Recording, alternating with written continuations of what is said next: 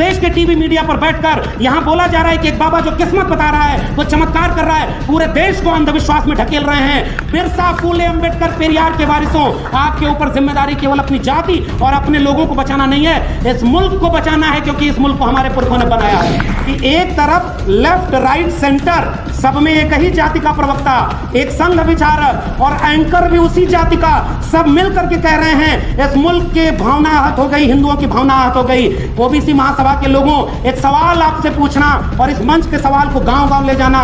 जे बरनाधम तेली कुम्हारा स्वपचकरा कोल कलवारा और मेले जिनयु तेहिलदाना और पूजिय विप्रशील गुणहीना सूदन गुणगन ज्ञान प्रवीणा, इनमें जितनी आभीर जातियों का स्वपच किरात कोल कलवारा, इन सारी जातियों के नाम पर जो बात कही गई है, क्या इन जातियों की भावना कोई भावना नहीं है? क्या भावना केवल 3% लोगों की है?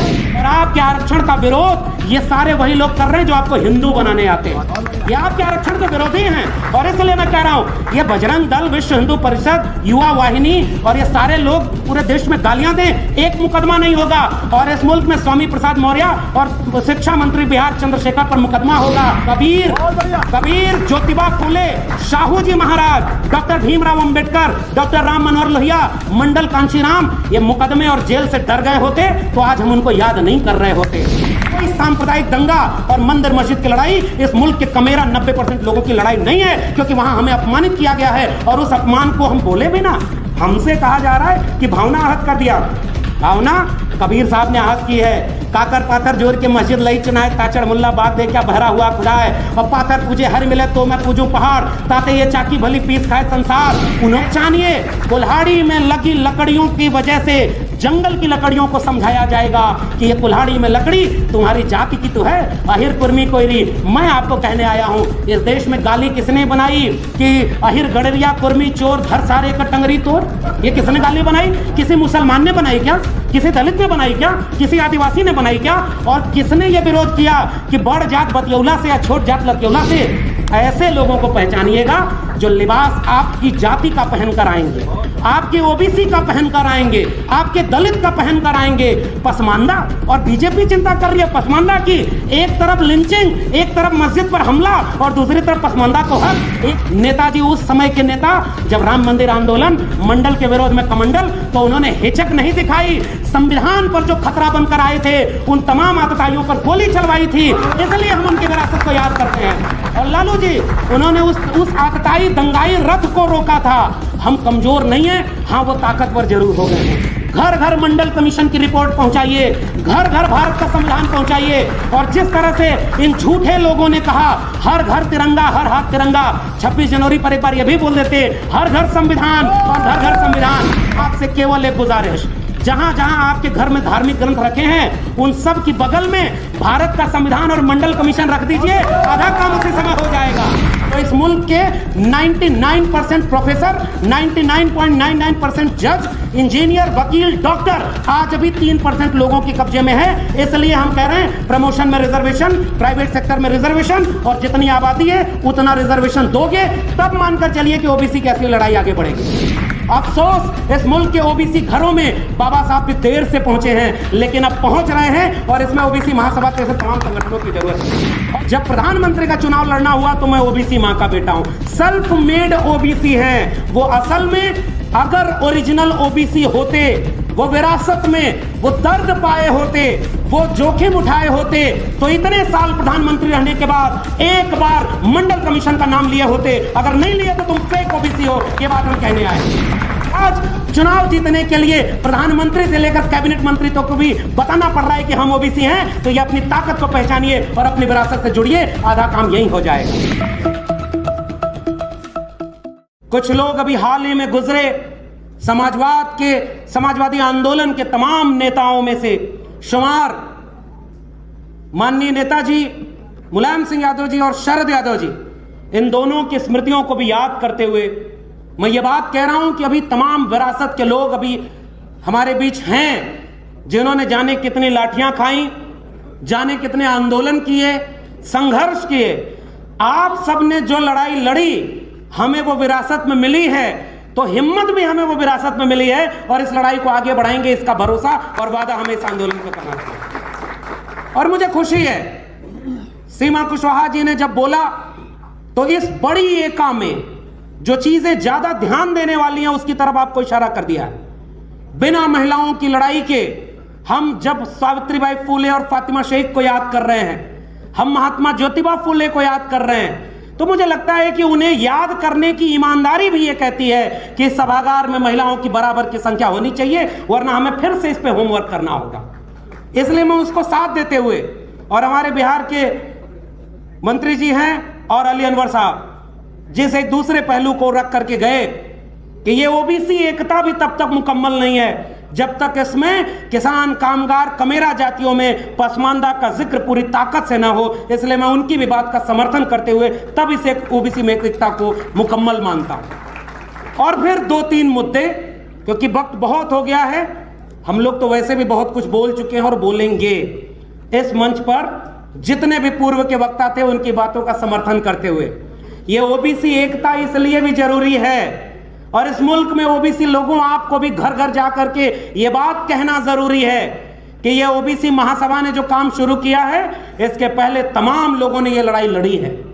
और सबसे पुराने, पहले चले जाइए उन तमाम जातियों के बीच, तथागत बुद्ध से लेकर के कबीर, रैदास, पलटू दादू, भीखा बुल्ले शाह बाबा फरीद और नारायण गुरु बसवन्ना चोखा मेला, इन तमाम कमेरा लोगों ने जो विरासत में बनाया उसे महात्मा ज्योतिबा फुले और शाहू जी ने आगे बढ़ाया। और उत्तर भारत में समाजवादी आंदोलन के नेता डॉक्टर राम मनोहर लोहिया जिस दौर में लड़ रहे थे, बिहार में त्रिवेणी संघ बना था और उत्तर भारत में अर्जक संघ, इन सब ने उन कमेरा लोगों को अंधविश्वास, पाखंड और इन सारी चीजों से निकाल करके वैज्ञानिक, तर्कशील, मानवतावाद और समाजवाद के आंदोलन के जरिए एकजुट करने का एक लंबा काम किया है। इसलिए ओबीसी किसी दौर में सोया नहीं था, न अभी सोया है, वो तब भी जगा था और आज भी जगा है और आगे जगा रहेगा। जवाब नंबर 1। अब दूसरी बात, शिकायत फिर ओबीसी से क्यों होती है कि ओबीसी अगर जाग जाए तो यह सब बदल जाए? क्योंकि जब आपकी आबादी इस मुल्क की आधी आबादी से ज्यादा है तो जिम्मेदारी भी आपकी ज्यादा है। ये इसलिए मैं इस बात पर जोर देने आया हूं। अगर आपकी आबादी ज्यादा है और आपके पास मौका है तो आइए एक बड़ी एका बनाए।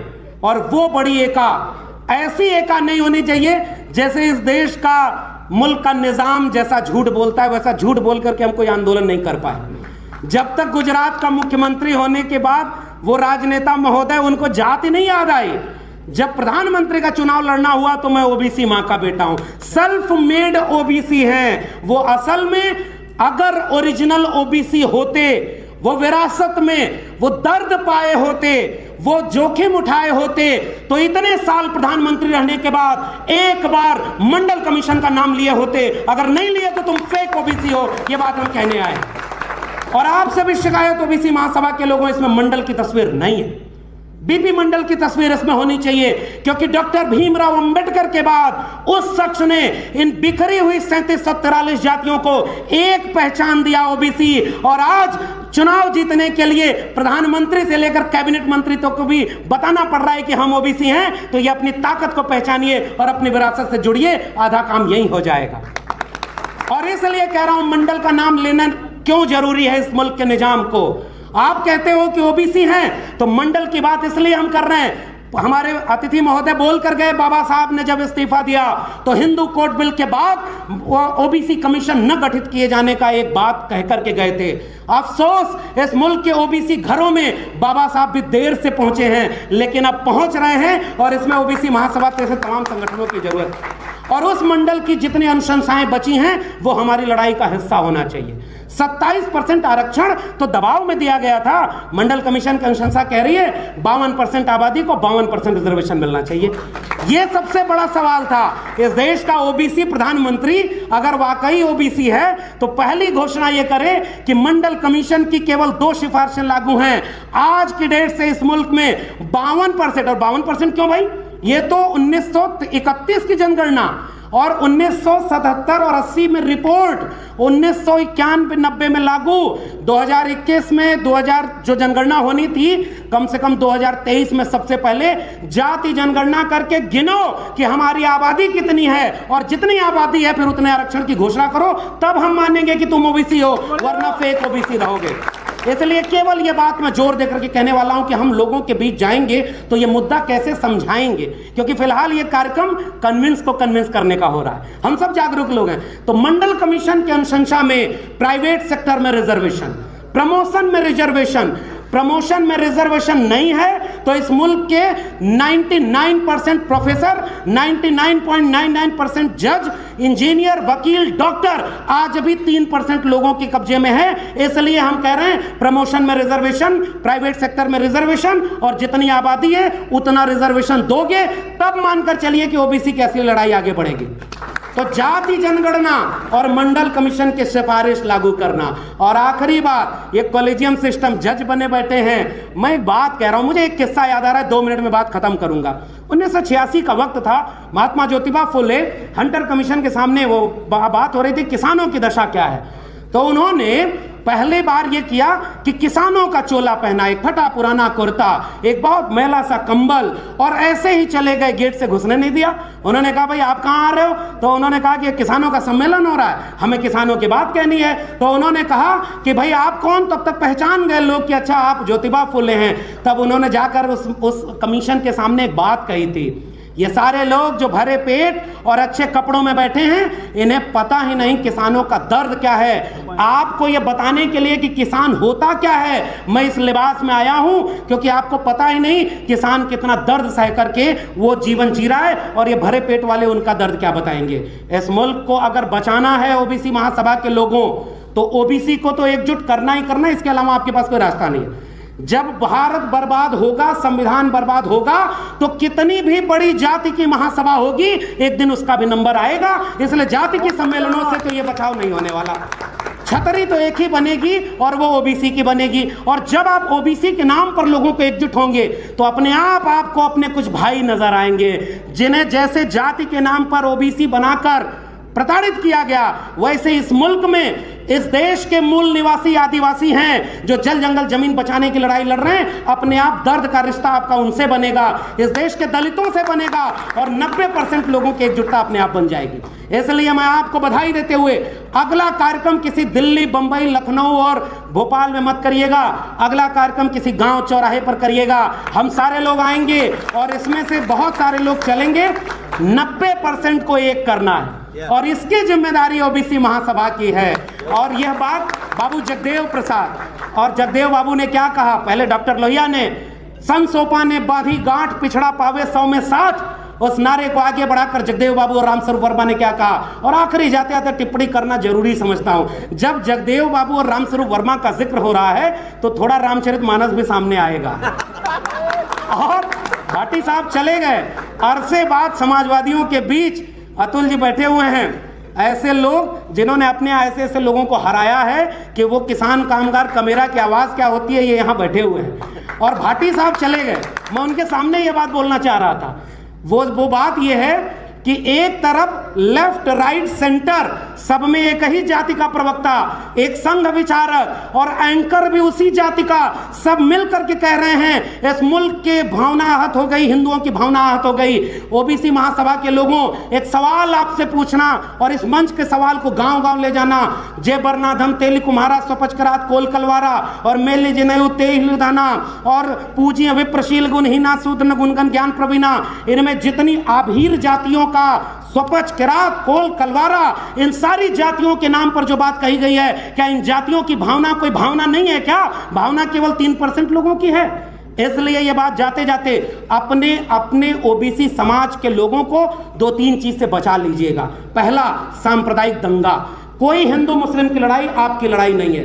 ये लड़ाई केवल और केवल अपने हक हुकूक, जल जंगल जमीन और संपत्ति की हिस्सेदारी। 1% लोग 40.5% कब्जा किए हुए हैं और 50% लोग 3% पर गुजारा कर रहे हैं। और इसको अगर बढ़ा दीजिए तो 10% लोगों के पास इस देश की 90% संपत्ति है और 90% लोग 10% पर गुजारा कर रहे हैं। जाति जनगणना का सवाल इसलिए जरूरी है कि पहचान खुलकर सामने आ जाए कि वो 10% कौन है और ये 90% कौन है। इसलिए जाते जाते गुजारिश, कोई सांप्रदायिक दंगा और मंदिर मस्जिद की लड़ाई इस मुल्क के कमेरा 90% लोगों की लड़ाई नहीं है, क्योंकि वहां हमें अपमानित किया गया है और उस अपमान को हम बोले भी ना। हमसे कहा जा रहा है कि भावना आहत कर दिया। भावना कबीर साहब ने आहत की है, काकर पाथर जोर के मस्जिद लई चुनाए, ताचड़ मुल्ला बाग दे क्या बहरा हुआ खुदा है। और पाथर पूजे हर मिले तो मैं पूजूं पहाड़, ताते ये चाकी भली पीस खाए संसार। उन्होंने कम भावना आहत की है क्या? अरे जिस पुरखे का नाम ले रहे हो ओबीसी समाज के लोगों, आपसे केवल एक गुजारिश, जहां जहां आपके घर में धार्मिक ग्रंथ रखे हैं उन सब की बगल में भारत का संविधान और मंडल कमीशन रख दीजिए, आधा काम उसी समय हो जाएगा। मंडल कमीशन और भारत का संविधान अनुच्छेद 51 कहता है कि हम भारत के नागरिकों में वैज्ञानिक चेतना का विकास करेंगे। और इस देश के टीवी मीडिया पर बैठकर यहां बोला जा रहा है कि एक बाबा जो किस्मत बता रहा है, वो चमत्कार कर रहा है, पूरे देश को अंधविश्वास में ढकेल रहे हैं। बिरसा, फूले, अंबेडकर, पेरियार के वारिसों, आपके ऊपर जिम्मेदारी केवल अपनी जाति और अपने लोगों को बचाना नहीं है, इस मुल्क को बचाना है, क्योंकि इस मुल्क को हमारे पुरखों ने बनाया है। ये बर्बाद कर रहे हैं। आप बताइए, अपने दोस्त को अमीर बनाया और कल को उसका शेयर गिर गया और वो भी कोई फ्लाइट पकड़ करके विदेश भाग गया तो क्या होगा? और इसलिए इस देश को बेच दिया है। हमारी लड़ाई सांप्रदायिकता की लड़ाई नहीं है, हमारी लड़ाई पाखंड की लड़ाई नहीं है, अंधविश्वास की लड़ाई नहीं है। घर घर मंडल कमीशन की रिपोर्ट पहुंचाइए, घर घर भारत का संविधान पहुंचाइए। और जिस तरह से इन झूठे लोगों ने कहा हर घर तिरंगा, हर हाथ तिरंगा, 26 जनवरी पर एक बार यह भी बोल देते हर घर संविधान और घर घर संविधान। और इस महासभा में जाते जाते केवल एक गुजारिश, आइए इस मुल्क को, एक बार रथ चला था ना मंडल के विरोध में, कमंडल का, पहचानो भाई।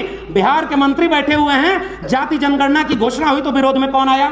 मैं आपसे सवाल पूछ रहा हूं, जाति जनगणना के विरोध में कौन आया? झारखंड में जब आरक्षण बढ़ा के 77% किया गया है, राज्यपाल किसका है जो सिग्नेचर नहीं कर रहा है? छत्तीसगढ़ में जब आरक्षण SC ST OBC तीनों का बढ़ाया गया तो आरक्षण का विरोध कौन कर रहा है? यहां आएंगे तो कहेंगे मैं OBC मां का बेटा हूं, मैं फकीर आदमी हूं। और आपके आरक्षण का विरोध ये सारे वही लोग कर रहे हैं जो आपको हिंदू बनाने आते हैं, ये आपके आरक्षण के विरोधी हैं। और इसलिए मैं कह रहा हूं, ये बजरंग दल, विश्व हिंदू परिषद, युवा वाहिनी और ये सारे लोग पूरे देश में गालियां दें, एक मुकदमा नहीं होगा। और इस मुल्क में स्वामी प्रसाद मौर्य और शिक्षा मंत्री बिहार चंद्रशेखर पर मुकदमा होगा, जो बोलेगा उस पर मुकदमा होगा। तो भाइयों एक बात सुनो, डॉक्टर राम मनोहर लोहिया, भारत आजाद हुआ तो लोग सत्ता में बैठे और राम मनोहर लोहिया नहर रेट आंदोलन के लिए सड़क पर लाठी खा रहे थे। उन नायकों को आपने तस्वीर में लगाया है। केस, मुकदमा, ये आपसे कभी आपकी आवाज नहीं रोक पाएगा। कबीर, ज्योतिबा फुले, साहू जी महाराज, डॉक्टर भीमराव अंबेडकर, डॉक्टर राम मनोहर लोहिया, मंडल कांशीराम, ये मुकदमे और जेल से डर गए होते तो आज हम उनको याद नहीं कर रहे होते। आपको आखिरी बात, केवल गुजारिश, नकारात्मकता तो देखिए बहुत है, मैं भी चाहता तो यहां आपको बहुत सारी कमियां गिना देता कि ओबीसी में ये कमियां हैं। अरे बहुत कमियां हैं, फिर भी गुंजाइश इतनी है कि अगर न्यूनतम सहमति पर भी बृहत्तम एका बना लेंगे, ये मुल्क अपने आप बचा लेंगे। इसलिए कमियों की बात मैं नहीं कर रहा। और वसीम बरेलवी का शेर पढ़ के जा रहा हूं, उसी को जीने का हक है जो इस जमाने में इधर का दिखता रहे और उधर का हो जाए। ऐसे लोगों को पहचानिएगा जो लिबास आपकी जाति का पहन कर आएंगे, आपके ओबीसी का पहन कर आएंगे, आपके दलित का पहन कर आएंगे। पसमानदा, और बीजेपी चिंता कर रही है पसमानदा की, एक तरफ लिंचिंग, एक तरफ मस्जिद पर हमला और दूसरी तरफ पसमानदा को हक। एक तरफ सारे सरकारी संपत्ति बेच दो, जाति जनगणना की मांग इतनी ताकतवर हो गई कि जनगणना ही नहीं करा रहे। अरे ये डरपोक लोग हैं, थोड़ी हिम्मत और बढ़ाइए, सारी मांग आपकी मान लेंगे। इसलिए पहचानिए, कुल्हाड़ी में लगी लकड़ियों की वजह से जंगल की लकड़ियों को समझाया जाएगा कि ये कुल्हाड़ी में लकड़ी तुम्हारी जाति की तो है, अहिर कुर्मी कोयरी। मैं आपको कहने आया हूं, इस देश में गाली किसने बनाई कि अहिर गड़रिया कुर्मी चोर धर सारे का टंगरी तोर? ये किसने गाली बनाई? किसी मुसलमान ने बनाई क्या? किसी दलित ने बनाई क्या? किसी आदिवासी ने बनाई क्या? और किसने ये विरोध किया कि बड़ जात बतियौला से या छोट जात लतियौला से? उनके भी मेरे प्रिय कवि हैं तुलसीदास, लेकिन जहां गड़बड़ है वहां प्रिय नहीं है। मैं कहूंगा कि आपने वर्ण व्यवस्था स्थापित की, आपने इन जातियों के खिलाफ बोला है और मैं इस बात पर कायम हूं। और जाते जाते कुल्हाड़ी की व लकड़ी की पहचान को अपनी पहचान से जोड़ेंगे। उत्तर प्रदेश अभी अतुल भाई बोलेंगे तो समझ में आएगा।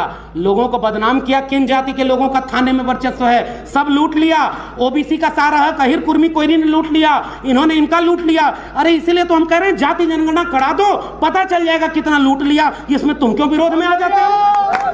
जाति जनगणना का विरोध केवल ब्राह्मण क्यों करता है भाई? अगर यादवों ने, कुर्मी कोयली ने ज्यादा, क्योंकि पता है ज्यादा लूटा नहीं है। कितने वाइस चांसलर, कितने जज, कितने वकील, कितने डॉक्टर, इंजीनियर आहिर कुर्मी कोयली के बन गए। भाई आपको जो लड़ता है ना, सबसे पहले उसे बदनाम किया जाता है, इसलिए ताकि बाकी जातियों को कहा जाए अब उधर कुछ नहीं मिला इधर आओ। तो उत्तर प्रदेश में जिन लोगों को कहा गया कि बहुत कुछ मिलेगा इधर आओ, राम मंदिर की आड़ में नींव की ईंट वही बने हैं, सब कुछ लूटा आपका भी जाएगा। जाते जाते गुजारिश, शरद यादव को याद करते हुए मैं कह रहा हूं, इसी सम्मेलन में मैंने पहली बार शरद यादव को सुना, नेताजी को सुना। नेताजी उस समय के नेता, जब राम मंदिर आंदोलन, मंडल के विरोध में कमंडल, तो उन्होंने हिचक नहीं दिखाई। संविधान पर जो खतरा बनकर आए थे, उन तमाम आतताइयों पर गोली चलवाई थी, इसलिए हम उनकी विरासत को याद करते हैं। और लालू जी, उन्होंने उस आतताई दंगाई रथ को रोका था। हम कमजोर नहीं हैं, हाँ वो ताकतवर जरूर हो गए हैं। आइए मिलकर के सांप्रदायिकता के खिलाफ, और आदिवासी इलाके में जितने लोग हैं, यही आनंद राय जी आए हुए हैं, और मध्य प्रदेश के ओबीसी साथियों, आपको तो अच्छे से पता है वहां कितने ओबीसी पर शोषण हो रहा है, आदिवासी पर शोषण हो रहा है, दलितों पर शोषण हो रहा है। सारा शोषण हम सहें और भावना आहत भी हम ना करें। साहब तैयारी कर लो, अब हम तैयार होकर आए हैं। बिरसा, फूले, अंबेडकर, पेरियार के वारिस, जितना भावना आहत गुलामगिरी ने नहीं किया, जितनी भावना आहत एनिलेशन ऑफ कास्ट में बाबा साहब ने नहीं किया, उसकी आधी भी भावना अगर हम आहत कर दिए तो ये मुल्क 90% कमेरा लोगों का बन जाएगा। इसलिए शरद यादव को याद करते हुए कह रहा हूं, अब हमें नाक छोटी करनी होगी और दिल बड़ा करना होगा। हम सब की नाकें लंबी हो गई हैं, अगर कटेगी तो किसी की नाक नहीं बचेगी। इसलिए आइए दिल बड़ा करें, जिसकी संख्या ज्यादा है 2 कदम पीछे आ जाए, और जो हमसे पीछे रह गया उसको कंधे पर बिठाकर आगे ले जाएं। कोई हमारी एकता नहीं तोड़ पाएगा। इसलिए जाते जाते गुजारिश, अब इस ओबीसी महासभा का सम्मेलन गांव-गांव हो, हम हर जगह साथ में खड़े रहेंगे, और फिर एक सम्मेलन कराइएगा। ओबीसी महासभा आदिवासी संगठन और दलित संगठनों को मिलाकर कराइएगा। 90% लोगों का संगठन, मिलकर लड़ेंगे, मिलकर बचाएंगे। ये मुल्क हमारे पुरखों ने बनाया, हम उसे बचाएंगे ताकि आने वाली पीढ़ियां हमें नालायक नहीं। आपने मुझे बोलने का मौका दिया, बहुत बहुत धन्यवाद, शुक्रिया।